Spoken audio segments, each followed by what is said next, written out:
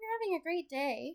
I know from our previous conversation that we were having a little bit of trouble accessing your Conestoga library account.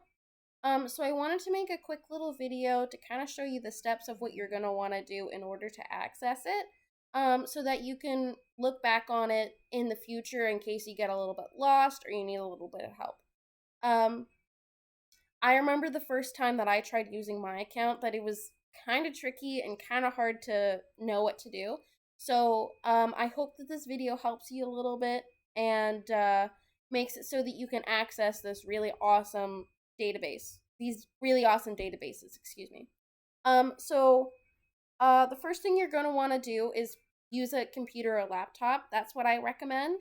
Trying to access this website on your phone is fine. It's not like it's a bad thing, but the layout is a lot more squished and it's kind of harder to see all your different options. And it's a little bit more difficult to navigate. So I always recommend using a laptop or a computer just because it's a little bit easier to see all the different things you need to click. So the first thing you're going to want to do is go to a new tab, a new window, if you will, and you're going to want to go to Conestoga Library Login. From there, you're going to see this page. Now, the first thing that you might see is this home page. This is where you'll go if you don't want to sign in.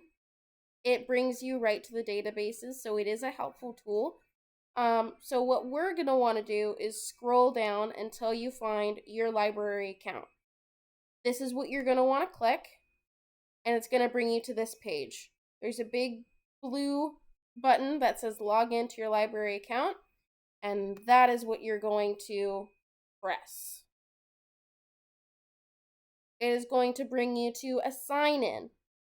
This is what you're going to want to click. You're going to put in your information.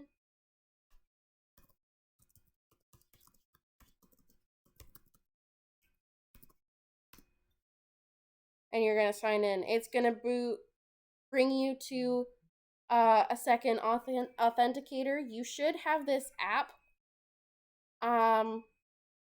or you should have a way to access your second authenticator. Once you do that, it's going to ask if you want to stay signed in. I'm going to say yes, just because it's a bit easier going forward. From here, you're going to see this page. It has a whole bunch of different things. So for your searches, if you want to do just based off of your search, you're going to want to click New Search. This is going to bring you to a big search bar. So if you just want to do a basic search, you can do that. If you want a more advanced search, there's this really convenient advanced search button, and that's what you're going to want to click if you're going to look at something a little bit more specific, a little bit more refined.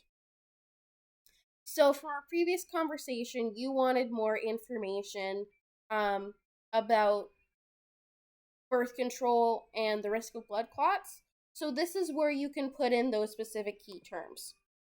So oral contraception, risk of blood clots. You can also look at specific things like articles, books and chapters, videos. I'm just doing articles, books, and videos just so that I can get more information. But depending on what you want to do, you can search it in more refined terms. Then you just press the search button, and magico presto, you get all these different sources that you can use to read and understand what you're wanting to look at.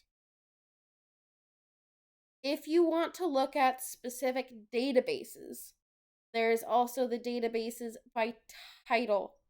So you're going to want to click that. And that is going to bring you the alphabetical list of databases. So if you have a specific database in mind that you want to use, you can just look for it here.